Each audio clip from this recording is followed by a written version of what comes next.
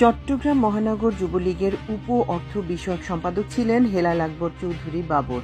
গুরুত্ব বিবেচনায় পদটি বড় না হলেও আওয়ামী লীগের সশস্ত্র গ্রুপটিকে নিয়ন্ত্রণ করতেন তিনি। শেখ রেহানার প্রতিনিধি হিসেবে এককভাবে নিয়ন্ত্রণ করতেন রেলওয়ের সব ঠিকাদারির কাজ।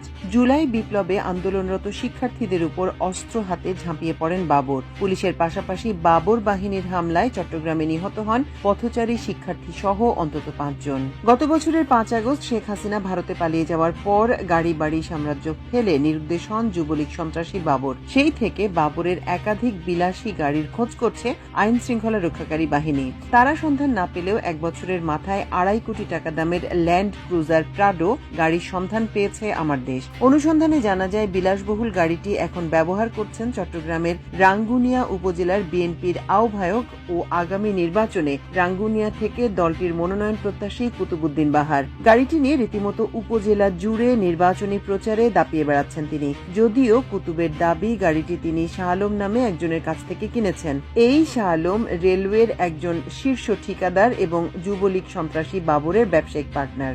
বিআরটিএ রেকর্ডে গাড়িটি শাহ আলমের নামেই নিবন্ধন করা। সংশ্লিষ্ট সূত্র জানায়, আওয়ামী লীগ সরকারের পতনের 1 বছর আগে শাহ আলম নিজেই দুবাই থেকে গাড়িটি আমদানি করেন। 2023 সালের 31 আগস্ট বিআরটিআইএতে তার নামেই নিবন্ধন করে গাড়িটি উপহার দেন বাবরকে। সেই থেকে বাবরই গাড়িটি ব্যবহার করতেন। রাজনৈতিক পট পরিবর্তনের পর রেলওয়ে ঠিকাদারি কাজের নিয়ন্ত্রণ রাখতে বিএনপি নেতাদের দাঁড়ে দাঁড়ে ধর্ণা দেন শাহ আলম। এক পর্যায়ে সন্ধান পান রাঙ্গুনিয়া উপজেলা বিএনপির আহ্বায়ক কুতুবুদ্দিন বাহারের। শাহ আলমের নিয়ন্ত্রণে থাকা বাবরের গাড়িটি তিনি উপহার দেন বাহারকে। আমার দেশের এই রিপোর্টার গাড়িটি খুঁজে পান গত 8 জুলাই। সেদিন জুলাই বিপ্লবের প্রথম বর্ষপূর্তি উপলক্ষে রাঙ্গুনিয়া বিএনপি শোডাউন ছিল।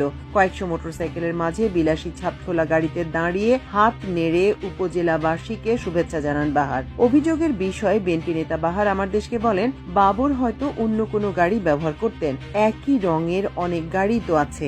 পরে তিনি গাড়ি কেনার কিছু স্ট্যাম্প কপি এই রিপোর্টারের কাছে সরবরাহ করেন। তবে সেখানে কোনো তারিখ উল্লেখ ছিল না। দস্তাবেজ অনুযায়ী গাড়িটি 1,55,00,000 টাকায় কিনেছেন তিনি।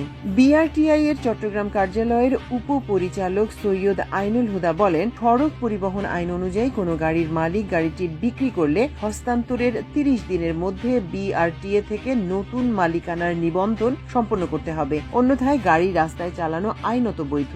জানতে চাইলে শাহ আলম বলেন, 1 বছর আগে জালালউদ্দিন নামে ঢাকার এক ব্যক্তির কাছে গাড়িটি বিক্রি করেন তিনি। তবে গাড়িটি বাবর ব্যবহার করতেন কিনা এ ব্যাপারে কোনো মন্তব্য করতে রাজি হননি। ঠিকাদারি কাজ সংশ্লিষ্ট সরকারি বিভিন্ন দপ্তরে পতিত প্রধানমন্ত্রী শেখ হাসিনা ছোট বোন শেখ রেহানা একজন করে কমিশন এজেন্ট রাখতেন। তাদের কাজই ছিল সব ঠিকাদারির কাজের নিয়ন্ত্রণ করা। কোন ঠিকাদার কোন কাজ পাবেন তা নিয়ন্ত্রণ করে দিতেন এই কমিশন এজেন্টরা। বিনিময়ে নির্দিষ্ট পরিমাণ কমিশন পৌঁছে যেত রেহানার মাধ্যমে হাসিনার কাছে। গণপূর্তের কমিশন এজেন্ট ছিলেন ঢাকার যুবলীগ নেতা ইসমাইল হোসেন সম্রাট, আর রেলওয়ে নিয়ন্ত্রণ করতেন চট্টগ্রামের যুবলীগ সন্ত্রাসী বাবর।